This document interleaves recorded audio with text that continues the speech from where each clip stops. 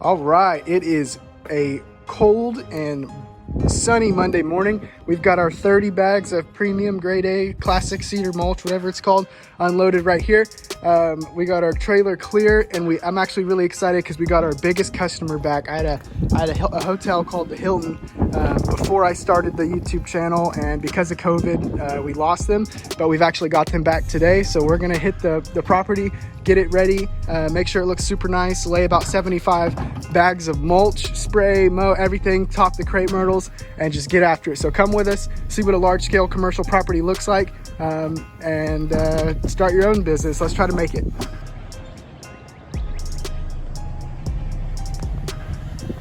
Okay, so we're here at the Hilton. We're gonna get started. I'm gonna go pick up the mulch, but first I dropped Ashton off at the property. He's grabbing the loppers and 2 tarps, and with those he's going to top the crepe myrtles. Crepe myrtles back there. These crepe myrtles right here, flanking either entrance, and then we're gonna top the crepe myrtles back there all the way at the front entrance of the property. I'm gonna go pick up the mulch. I'm gonna touch base with the GM real quick before I leave and let him know everything we're doing today and make sure that there's not anything he needs us to add. And then I'll grab the mulch and we'll get to it.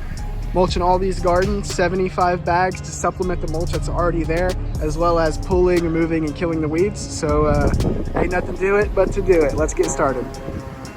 So this is one of the ways that you can source mulch for big jobs like this. I'm here at Home Depot.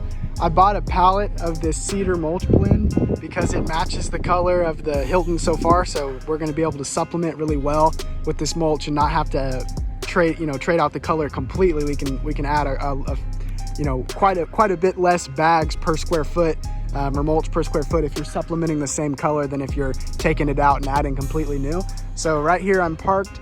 I got my gate put down and I'm just waiting on the forklift driver to come around and pick up one of these pallets right here and to load it onto there. Although I'm a little sketched out about the weight. I'm worried that it may be too heavy for my single axle trailer, a full pallet like that. I'm only going less than a mile, but still, so if it's too much weight, unfortunately for that forklift driver, we're gonna be loading like 50 bags by hand, and then I'll go unload them, and then I'll come back and get the rest. That's just some of the limitations of my equipment. This used to not be a problem when I had the bigger double axle trailer, but it got hit when I was pulling into a neighborhood. So, downside risk of having larger equipment increases the risk of getting car crashed, but downside of having smaller equipment is, yeah, you're safer, but in situations like this, I may have to waste a little time and make 2 trips. So just keep all that in mind when you're picking your equipment. But we're gonna get this mulch sourced, go there and lay it, and I'll show you guys what that looks like.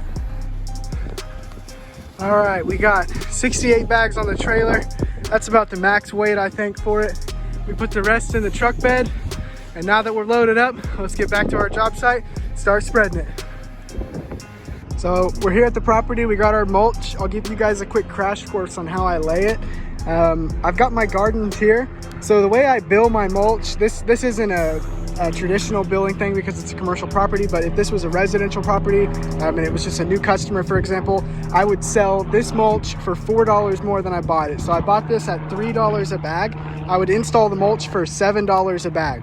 And what that includes is it includes buying the mulch, delivering the mulch, installing the mulch. But as we're installing the mulch, we'll pick these weeds or spray them and kill them as we go. And then we'll use the mulch bags to bag the weeds and make sure that we get all the debris, like the extra leaves and stuff, out of the garden. So the price per bag includes installation, but it also includes taking care of the garden properly and prepping it as we go. So that's how I bill my stuff. And then the customer knows, hey, however many bags of mulch it is, based on the brand I'm buying, I can just add $4 to that. So I can tell them, hey, we'll need 30 bags for your property. You can just multiply that by 8. That's the total cost for everything. Keeps it real simple and allows people to buy at scale. But hey, give me 10 more, give me 15 more.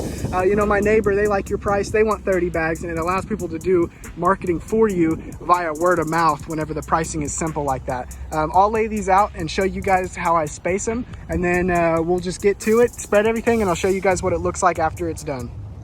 All right, I've got 5 bags in this garden. You can see how they're spaced out. I think once we dump and expand these, they'll spread out enough to cover it well. So this is the general spacing you're looking at. You're looking at this bag covering that area, so on and so forth. And because it's supplemental mulch today, this mulch is the exact same color as the mulch that's already here. We don't have to remove this mulch that's already here and replace it with the new stuff. We're just supplementing it, so we need, you know, probably 3/5 of the amount of bags we'd need if we were laying completely new color or completely new mulch. So we'll get to spreading, we'll finish it up, and check out how nice it looks when we're done. So as you can see, there was a bunch of weeds under these rose bushes, and we just got in there. You reach your fingers into the dirt and pull them out by the root. That's the only right way to do it. Some faster ways, if you really have gardens that are swamped with a bunch of weeds that are hard to pull, like these are pretty large, so pulling them individually doesn't really take that long.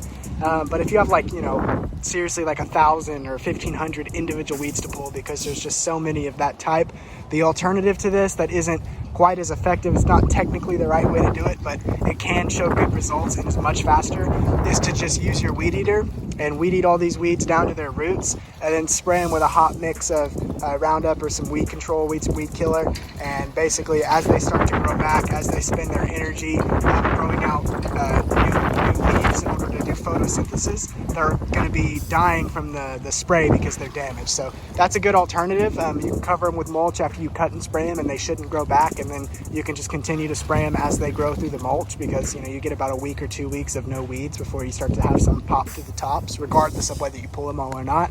But there's really the two different ways. That's what we're doing.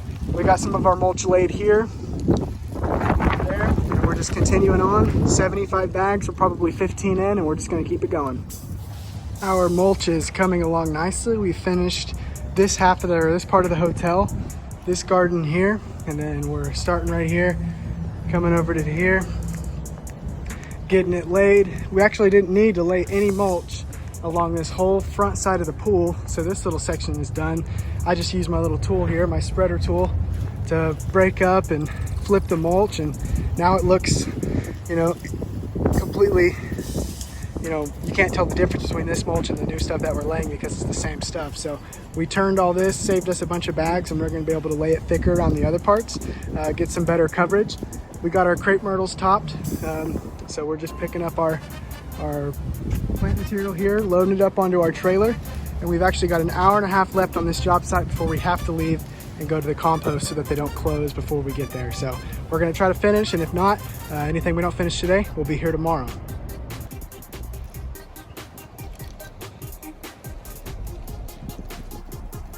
Mulch is looking pretty good. We're almost done for day one of our Hilton cleanup project to get ready for the inspection. Everything's looking solid, everything's looking clean. We've got our crepe myrtles topped. We've pruned up some rose bushes with our hands. We've laid our mulch, 75 bags, and now we're about to go hit the compost, and we'll be back here tomorrow to mow and spray.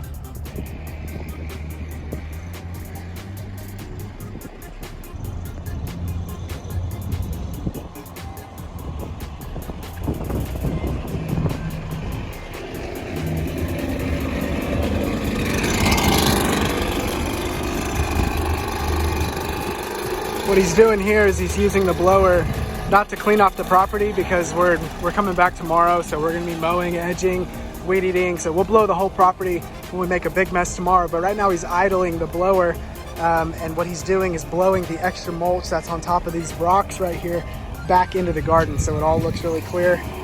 Mulch gets all stacked up on top, and then you just use the idle version to idle it off. This is why I like the handheld blowers as a part of the crew. Even though the backpack blowers are stronger in every way, the handheld blowers have a lower idle, so that's actually a practical use for them, is to clean off mulch, or whenever you need the blower to actually be gentle. This one may idle, you know, too aggressively. It's blowing stuff all around, kind of making a mess. The handheld blowers aren't going to act that way. So because the compost closes in about 20 minutes, we have to leave early and leave these bags of mulch here on site. We'll be here tomorrow to spread it. This isn't something I usually like to do, but we've got a bunch of plant material when we top those crepe myrtles, so our trailer is fortunately much too full to load any mowers up on here, or really any equipment at all.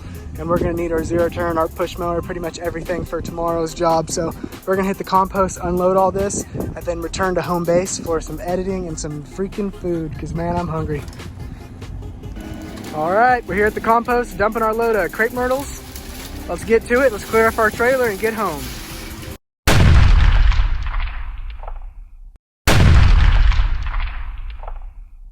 All right, it is day 2, Tuesday morning. We're here at the Hilton again to finish up for the inspection coming up tomorrow. We got our Wright Standard B zero turn, we got our Honda HX8 push mower, and our Echo SRM 3020 trimmer with the Edge It Pro attachment. We're ready to edge, weed eat, bag, and blow this whole property, make it look nice. We're gonna finish up a little bit of mulch over in the gardens over there from yesterday and lay one more bag right here at the entrance by the sign. But everybody's out, everybody's working. We've got multiple lawn crews across all these hotels, so let's make everything look nice and try to get them some customers, try to get them some people staying here, because you know COVID's really been putting them through the ropes, and I've been witnessing this since it started. All these hotels have been having a really hard time, restaurants, stuff like that. So we're just gonna try to help them out, make everything look nice, and get ready for this inspection. So come with us.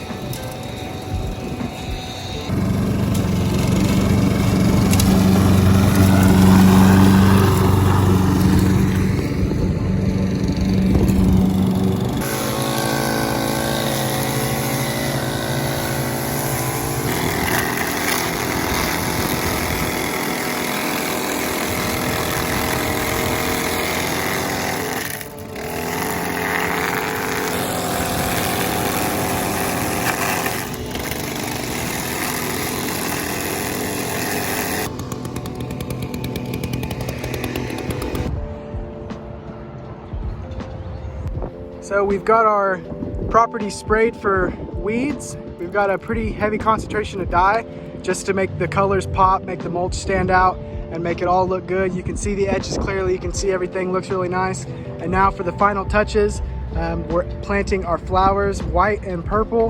We're gonna add some color here, and total we've got 180 flowers for the property. That's 10 flats, 18 flowers per flat. And we're gonna get these planted, show you guys what it looks like when we're done. And honestly, it's really made a huge change. I think they're gonna be happy with it, and hopefully that's what happens. So if you want your own commercial properties, I'll be making some videos and content talking about how I get them.